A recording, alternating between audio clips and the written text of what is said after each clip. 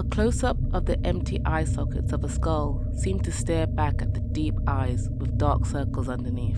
A young and very tired-looking man, clad in knightly regalia, is slightly hunched over, and behind him are rows and rows of human skulls. Slowly he walks through the dark halls, passing dozen upon dozens of skulls. Death is all around him. A beautiful young woman lays upon a sarcophagus with a small fox nestled atop her lap. She asks her father to grant her strength to face the day and strength to fall asleep. The knight meets with the lady, and it's time for them to leave. The lady kisses the stone, and the knight bows to honor the deceased king. The two of them make small talk as they walk past the walls lined with human skulls and more sarcophagi.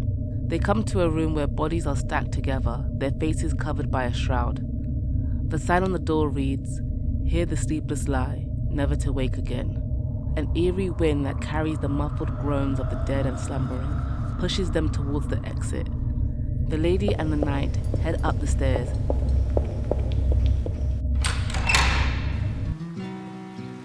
and step out into the bright light, and together set forth for the towering castle before them. This is how Sleepless begins.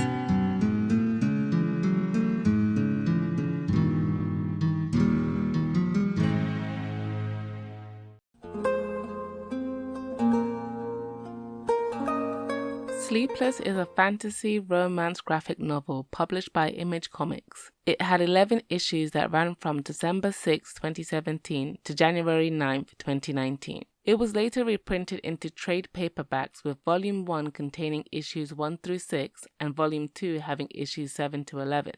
Created by a small team of 4 that included writer Sarah Vaughn, artist Leila Del Duca, Alyssa Salah on coloring and editing, and Darren Bennett as the letterer. I feel like I should take the time to explain some of the roles here for some viewers who may not read comics, because even though it may sound self-explanatory, some explanation wouldn't hurt. So, you have the writer who writes the script, not too different to a film or television script. The script will include notes on the scene, like the character expressions, the tone, and story beats. The lead artist will draw everything, the pencil work and the inking. Sometimes another person will do the inking process so the artist can focus on completing the pencil work. The colorist colors the artwork, and of course this is a very important role because utilizing colors in a certain way can change the entire look of not just a page but an entire series. They are responsible in keeping colors consistent throughout issues. Now, the letterer does all of the placements of the speech and thought bubbles, and all the sound effect fonts. And basically, any words that you see within a comics page, it was done by the letterer. The letterer's job is to help with the visual flow of a comic story. Okay, let's get back to the thing. Sarah Vaughn had been developing the story for a few years after working on the science fiction romance drama Alex and Ada with Jonathan Luna. Sleepless is a story that is very dear to me, grown from an idea I would play in my head at night as I tried to fall asleep. During New York Comic Con 2015, Leila Del Duca approached Vaughn on working on a romance graphic novel together, as she had admired how well written the romance was in Alex and Ada. At the time, Del Duca was working on the series Shatter. They both noticed that their schedules would be open for early 2017, so Vaughn gave Del Duca a list of story pitches, and Del Duca gravitated towards the one that would eventually become Sleepless. It was the perfect project for them to collaborate on, as both women were fans of period drama romances and high fantasy. In 2017, Vaughn and Del Duca pitched the idea to Image Comics and were given the go-ahead. Alyssa Salah was brought on as colorist and editor. Prior to Sleepless, she was self-publishing her work and had written a piece for Bitch Planet Triple Feature.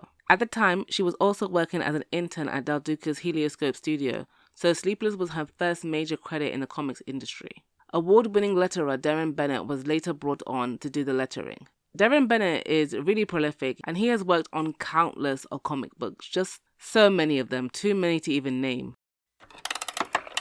Sleepless follows the illegitimate and last living child of the recently deceased king of Harbony, Lady Pipenia, better known by her familiar name Poppy, and her sworn knight Sir Cyrenic, who is part of the Sleepless Order, skilled knights enchanted to never slumber. After the coronation of her uncle, the new king, an assassin attacks Poppy, but is thwarted by Cyrenic. Together, she and Cyrenic must investigate who is behind the attack, while navigating their place under the new king's court. All eyes are on Poppy. Even though all her true-born siblings have died, her father never named her to be his successor for political reasons and to ensure her safety and freedom. Poppy's mother, Amina, is a star reader from Mirabesh, and even though they are allies to Harbony, they have a completely different faith. Just 3 years ago, Poppy was attacked by a man that saw her existence as a potential threat to the country, and that attack has left her scarred physically and emotionally. This incident is one of the reasons why Poppy does not covet the throne, as that power and status would come with all the political obligations and ramifications of those who see her as a usurper, even if she were to be properly legitimized under Harbony law. No, what Poppy wants is a simple life, freedom to make her own choices, to live where she wants to live, and to be with the one her heart desires. Poppy has to be one of my favorite protagonists within the period romance fantasy genre, as she embodies a lot of the traits of the classical princess archetypes originating from fairy tales, while at the same time defies some of those traits. Yes, she's beautiful, kind, delicate, and innocent, yet despite being the daughter of a king and raised within a castle with all the royal privileges, Poppy is not a princess. But that's not all. She's not a passive player either. She's smart and understands the rules of court and how to play the game of royal politics by publicly displaying her loyalty to the new royal family and coming up with her own schemes to ensure her survival. Poppy is unafraid to voice her anger to those who have offended her or her friends. Behind that adorable face, there's a ruthlessness there as she talks about destroying her enemies. She can be bold and brave and vulnerable when she wants to be. Cyrenaic is a knight of the Sleepless Order and is the best fighter in all of Harbony. He was recognized by the late King Vorato after fighting by his side in the war against the Initians. Unlike his brethren in the Sleepless Order, he did not make the vow in service to the crown, but solely to Lady Poppy at the behest of the king after she was attacked. So for 3 years, Cyrenaic has stayed by Poppy's side as her confidant, her companion, and protector. As he says, "I do not sleep so that you may." But recently, something has been afflicting Cyrenaic. His mind has begun to wander. Visions of the past take him away from the present. He is experiencing what some sleepless nights go through. The drift. A sort of waking, dreamlike, hallucinatory state where you are lost within a memory. A side effect from the magic used to keep the nights awake. The longer a person drifts, the more their mind succumbs to delirium. Cyrenaic is mysterious. Not that much is known about his past. You get the impression that he's this brave and quiet, stoic knight, but isn't the brooding kind that is incapable of smiling. He will playfully tease and flirt with Poppy, and sometimes looks so cute and flustered when surrounded by women that are lusting after him. From the few flashbacks that we see when Cyrenaic starts to drift, he looks so fresh-faced and optimistic, ready to prove himself on the battlefield. Then the panel jump cuts to the present day, and the before and after is jarring. You can see how the magic of the Sleepless vow has taken its toll on him, yet he endures it. And you know it's not all about honouring the king's request. He's clearly in love with Poppy. The romance that blossoms between Poppy and Cyrenaic is just, chef's kiss, wonderful. As the story begins in medias res, we immediately see just how close the two of them are. You can tell that there's a lot of trust between them and a strong friendship, and that they both want more, but due to their current stations, they cannot act on their feelings. So there's plenty of moments where they playfully tease each other, and moments where they exchange deep, longing looks. And there's a tenderness there too.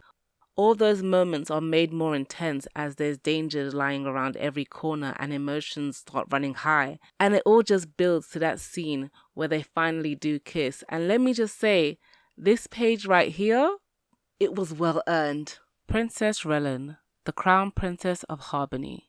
When we are first introduced to her, she comes across as quite cold, but she's actually just guarded. She spent most of her life in Etland, and now she's in Harbony, where she's unfamiliar with the culture and customs and feels like an outsider. Her only friends are her eltish guards, the triplets, and I'm 89% sure she has a crush on one of them called Ibet. Relin is also insecure about her looks. The ideal princess in fairy tales and fables is supposed to be a flawless beauty, and she has acne and scars from prodding at her face so much. And it doesn't help that she has to put up with her ladies in waiting making fun of her behind her back. Not only that, Relyn's cousin on her mother's side, Lord Helder, is obviously conspiring to secure his place as her consort. So yeah, Relyn ends up being antagonistic towards Poppy, who she views as a potential usurper. After all, she is the daughter of the former king who was beloved by his subjects. She's beautiful, she's respected at court, and even though both of them are half Harbinian, Poppy was born and raised in Harbiny. All of this just puts Relyn on the list of possible suspects who want Poppy dead. Lord Helder. You know when you look at certain character designs and you say to yourself, oh, I hate this person already? That's how I felt about Helder. I mean, just look at him. He has a Lord Farquaad bob. Helder is a pompous, entitled, two-faced noble from Etland. He often flirts with the noble women and servants at court, playing the part of the respectable lord, yet he antagonizes Cyrenik, insults him, and delights in making Poppy feel uncomfortable. Helder isn't content with his status as lord of Neslet and kin to the royal family. He wants to be royalty, and marrying his cousin, Princess Relyn, and becoming her consort is the obvious path. But this is no easy task because King Cerno is not looking at him as a potential suitor at all. But Helder is used to getting what he wants, so he's going to plot and scheme his way to the top. You don't need me to tell you that Helder is an obvious suspect. King Cerno, the second-born prince, the spare heir put aside just in case anything happened to the firstborn, the one who is never expected to rule and is sent away to secure alliances. That was King Cerno's life story up until recently when he made his grand return to his homeland to ascend the throne. Having been gone from Harbiny for so long, Cerno does not have that many friends in court. Yes, people must respect the king in public, but that doesn't stop them from whispering in private that their new king is more aligned with Etland than Harbiny because of his wife, his heir, and his entire Etlish retinue that he brought back with him. And no doubt there are those who compare him to King Varato, who seemed to be well liked by his subjects as he led Harbiny to victory in the war against the Anicians. It's clear that King Cerno harbors some insecurities and wants to carve out his own legacy far from the shadow of his older brother and prove himself to be more than worthy of the throne. He aligns himself with some of Harbiny's most richest and oldest families to gain their support and influence by placing their daughters as Princess Relyn's ladies-in-waiting. Cerno wants to appear strong and in control, which is why he refused to allow Poppy to leave after she was attacked because of how badly it would reflect on him. If this new king can't keep his own kin safe within the castle walls, then how can he possibly protect the whole country? Leota is a minor character, but she made a big impression on me and is one of my favorites. She is the Queen Dowager, the widow of King Varato. Their marriage was a political one to strengthen Harbinian blood on the throne, but tragically all her children that she and Varato had all died young. When Amina, a star reader from Mirabesh, came to read the stars for the king, Leota saw a romance blossoming between the two, and their marriage became an open one. Leota mentions that there was a period of adjustment at first, but rejoiced the day Poppy was born, and loved their new blended family. And I'm 100% sure that Miss Queen Leota over here had her own boo thing somewhere in the kingdom. Leota is such a wonderful subversion of the stepmother queen in fairy tales and fantasy fiction, in that her relationship with Poppy is healthy, sweet, one might even say enviable. She loves Poppy and treats her as her own daughter as she's watched her grow up into a young woman. Leota even declared that she would have preferred to see Poppy as queen.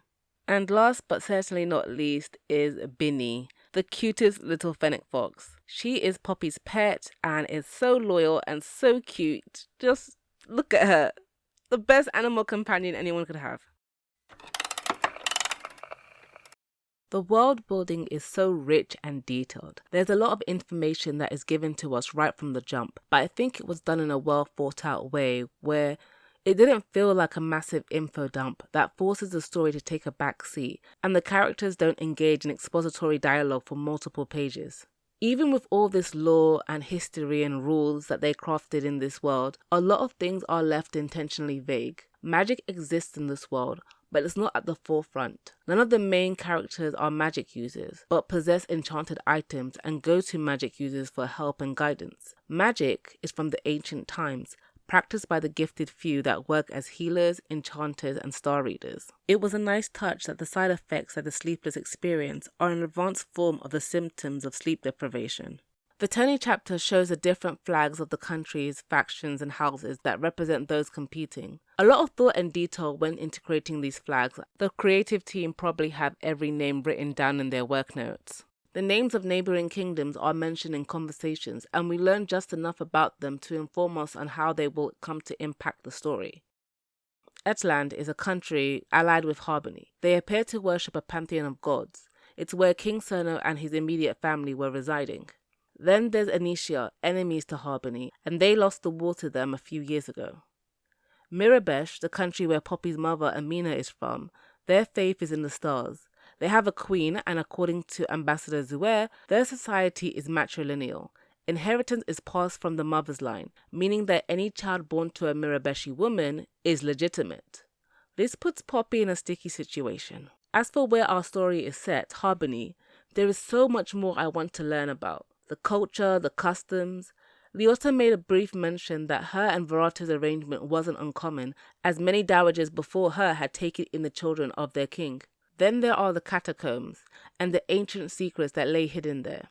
The two major themes in the story are sleep and time. The main character's name is Poppy, named after the poppy flower. This flower is the source of the drug opium, which in the past was used medicinally to aid pain and induce sleep, and is highly addictive. Cyrenic is bound to Poppy. She controls his destiny. Every literal waking moment of his, he is by her side. Everything he does is for her protection.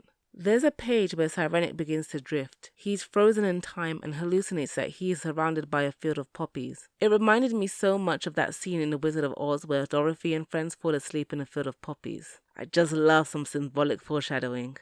Harbony is a land governed by time. How people greet each other, how they insult each other, and how they punish people. And of course, their magic. To have your wound magically healed by a healer of Aeon would take time away from the end of your life. One of the major punishments for a crime is to be erased from time. Their titles, their name, their accomplishment, and their lineage are scrubbed from history. This poses a problem, because how are Harbonians supposed to learn from their past if they choose to bury it?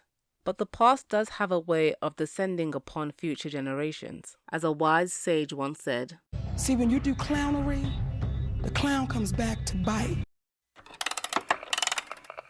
The art of Sleepless is what immediately caught my attention. The character designs, all the patterns and the colours are just beautiful. There's the clear Art Nouveau influences. In certain panels, a character will be surrounded by the symbolic motif. The interior of the castle, the patterns on the walls and the furniture. The issue covers are vibrant and decorative. It's quite reminiscent of Alphonse Mucho's illustrations. In an interview with geekedout.com, Leila Del Duca and Alyssa Solar talked about their influences. Sarah and I chatted about the visual inspirations before I started doing designs. We wanted to draw from early 1600s Italy because we loved the bust lines and flowy dresses on the women and the tight pants on the men. Later, when Alyssa joined us as our colorist and editor, she suggested we throw in more Moroccan and Northern African influences since most fantasy books already draw their inspiration from European culture. We loved that suggestion and ran with it, creating a lot of patterns and clothing details inspired by non-European textiles and decorations. Once Layla re-engineered the designs with her research, the world of Sleepless began to look so much more natural. The Mediterranean influence made sense for the plot, and the world became something of its own, rather than another derivative fantasy setting. I've heard of Leila Del Duca's name before from the comic book Afar, which she wrote. The art was done by Kit Sutton, so I wasn't too familiar with her own artwork prior to reading Sleepless. But back when I was waiting for the hiatus to be over and issue 7 to be released, I did check out some of her artwork, and Del Duca is very talented. She does such a great job at depicting a character's emotion, from subtle changes in their expressions to big overt displays of emotions. Need I remind you of the longing looks? The line work here has such a soft edge to it. The pen strokes are wispy and flowy that suits the story's dreamlike fairy tale tone and complements the clothing. The gowns and the capes move with the character and look like they have weight to them. In some reviews, I've seen some criticize how empty some of the panels look and attributing that to Del Duca's lack of skill in drawing backgrounds, and I have to disagree. When looking at other comics she's worked on before Sleepless, like Shutter, you can see she's capable of rendering detailed backgrounds and multiple characters within panels. The use of negative space in Sleepless is deliberate, and I think it's done to emphasize the sense of isolation that Poppy and Cyrenic find themselves in, and how they really only have each other. And Binny, of course.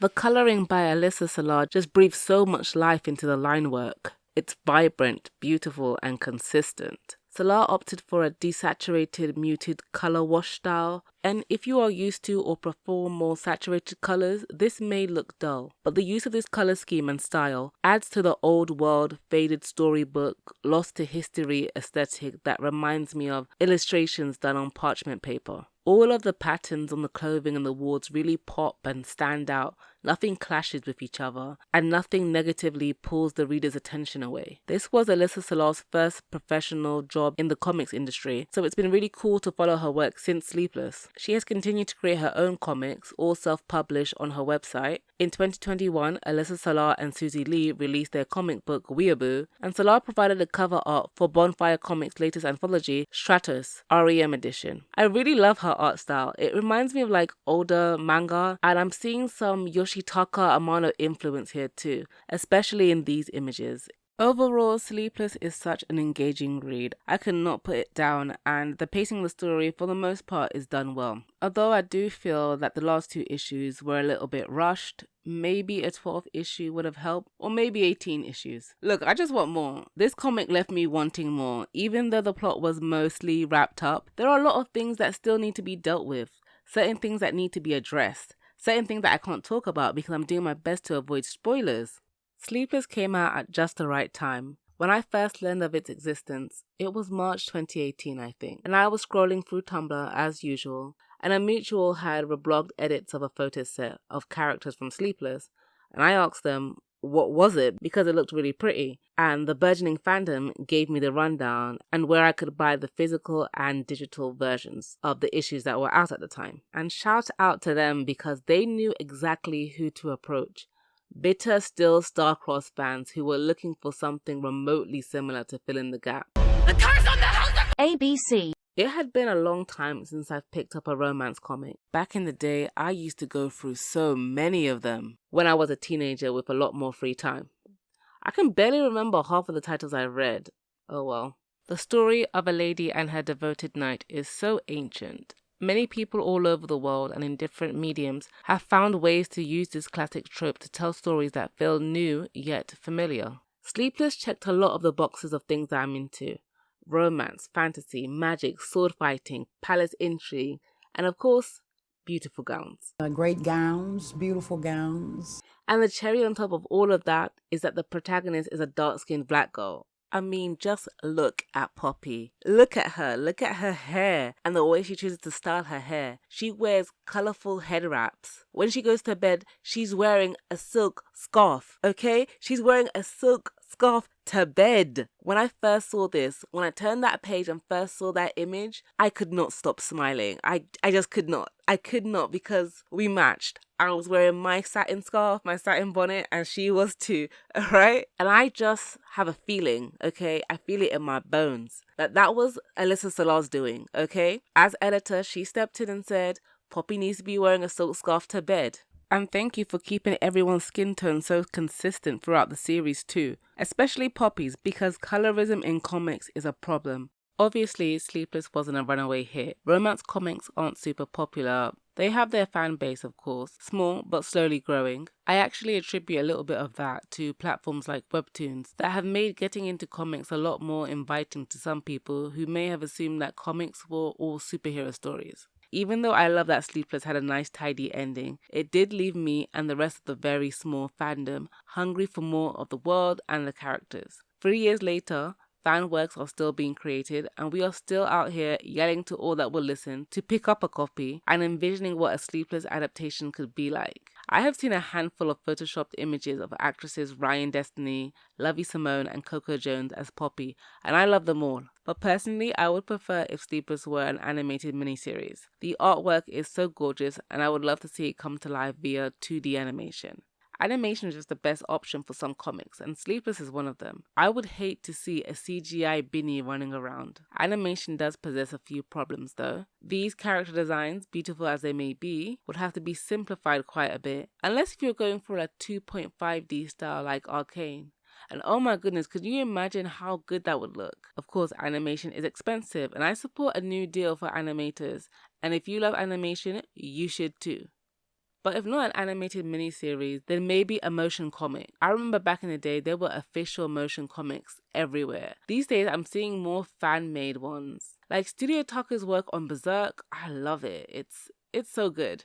So yes, this video was just an excuse for me to talk about Sleepless after rereading it again this year. And honestly, the story is better on the second read through and third and fourth because the mystery of who's behind the assassination attempt is just hiding in plain sight. It's right there. And you just end up kicking yourself thinking, oh, how did I not see this before?